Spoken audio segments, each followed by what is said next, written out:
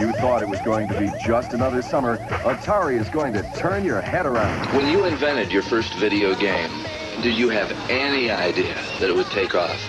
I mean, do with it what it's done today? Yes, I did, but I didn't think it'd do it quite as quickly.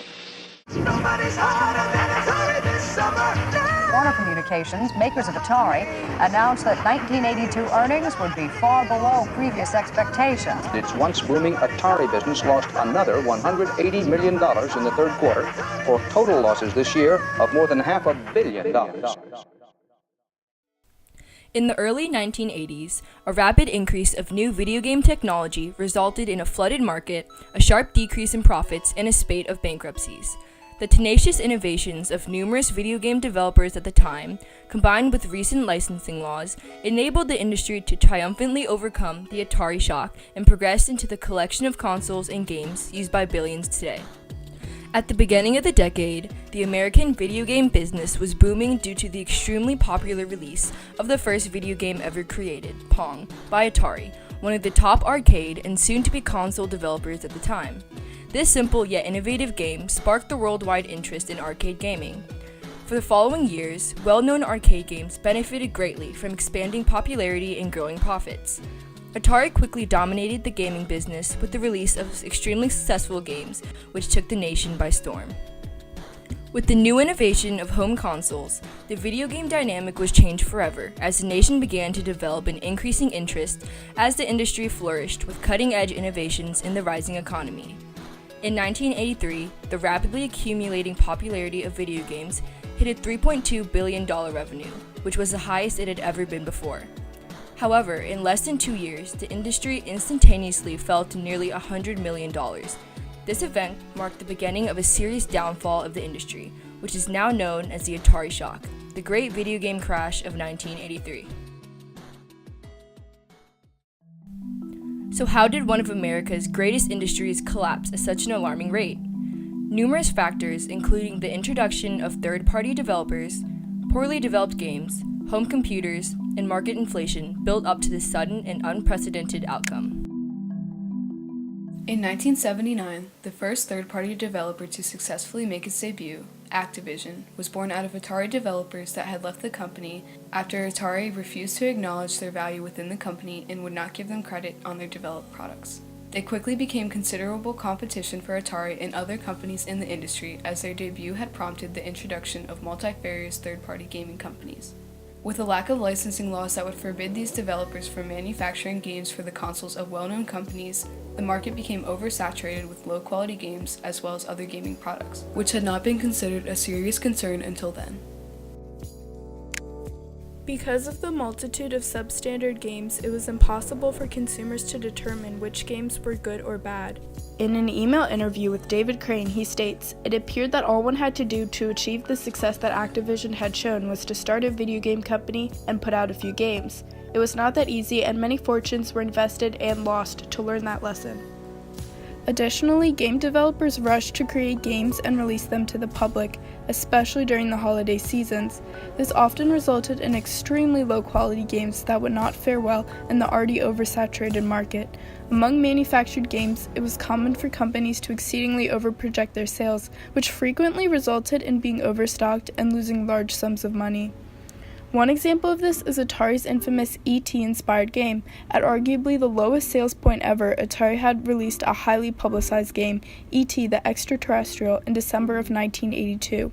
The success of this release was extremely necessary, considering that the company spent $21 million to earn the rights to make this game. Anticipation of holiday sales and profits caused Atari creators to ambitiously set the release date to before Christmas. This only left 34 days for programmers to complete the title, when a typical program would take 6 months or more to complete.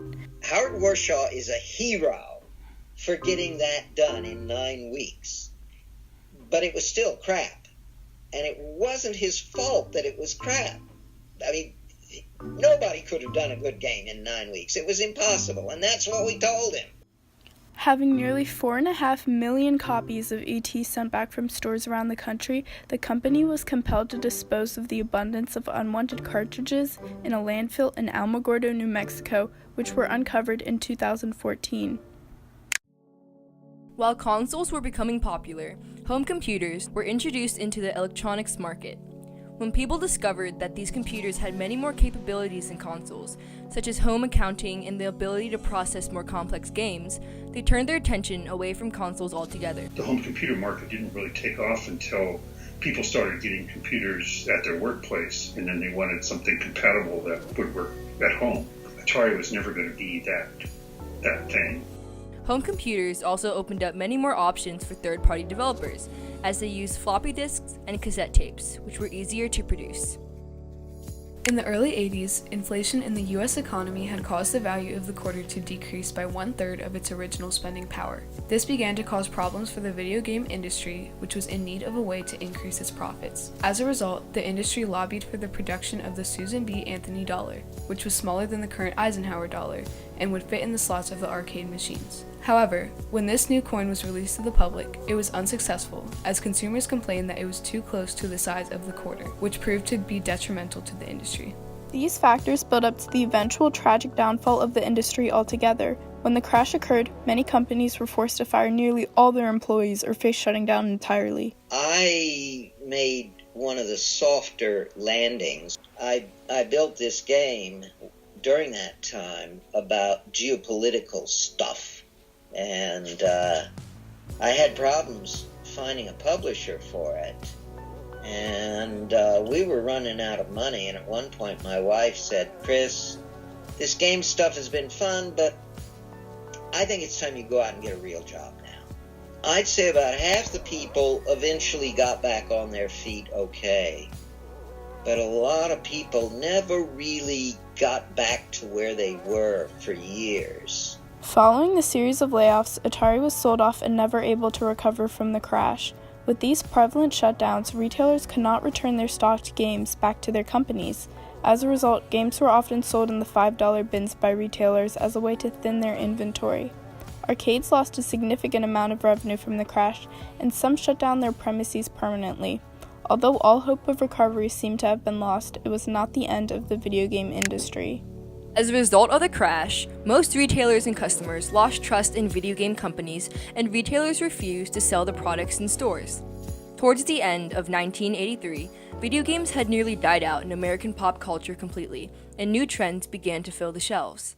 As everyone started to drift away from the video game culture, Nintendo, a popular Japanese brand at the time, had a plan to bring the industry back. The video game crash was devastating to the North American market, but had no significant impact on the rest of the world. As Nintendo's success from their Famicom system grew in Japan, they considered expanding their company into the American market. In doing so, developers were very aware of the steps that had to be taken to ensure their sales wouldn't be impacted whatsoever by the crash. Instead of acknowledging any video game aspects of their console, they would call it the Nintendo Entertainment System, or NES, which alternatively used game packs in a control desk and was customized to look like an advanced computing device rather than a console. The system ended up thriving in the market to such a great degree that Nintendo had gained the approval of American people. They had started to take necessary steps towards the reconstruction of the United States video game market. During the time that the NES had gained popularity among entertainment enthusiasts, Nintendo knew that they would have to directly implement licensing regulations to help prevent market oversaturation and unruly third-party developers from once again entering the industry. To start the process, they included a seal of approval on all of their produced games, which indicated that the game would be of high quality and function correctly on their system. Additionally, they created strict contracts with third-party developers and used specialized game chips to ensure that very few games were being produced outside of their company. By having control over the market and avoiding oversaturation completely, Nintendo was able to dominate the industry. By the end of the first year, they had sold over 1.8 million units of their NES system, and by 1989, Nintendo had a 77% share of the $3.4 billion US video game market. The market had triumphantly recovered due to Nintendo's efforts, which have served as a foundation for the multi-billion-dollar industry that exists today. Without the occurrence of the tragic video game crash of 1983, the $137.9 billion global video game industry that we live in would not be nearly as advanced as we are familiar with today. Extremely popularized games and consoles that shape our modern pop culture and everyday lives would likely not have been invented or introduced without the reconstruction of the industry. The tragic crash allowed for the market to undergo serious improvement and alterations that have transformed the industry for the better.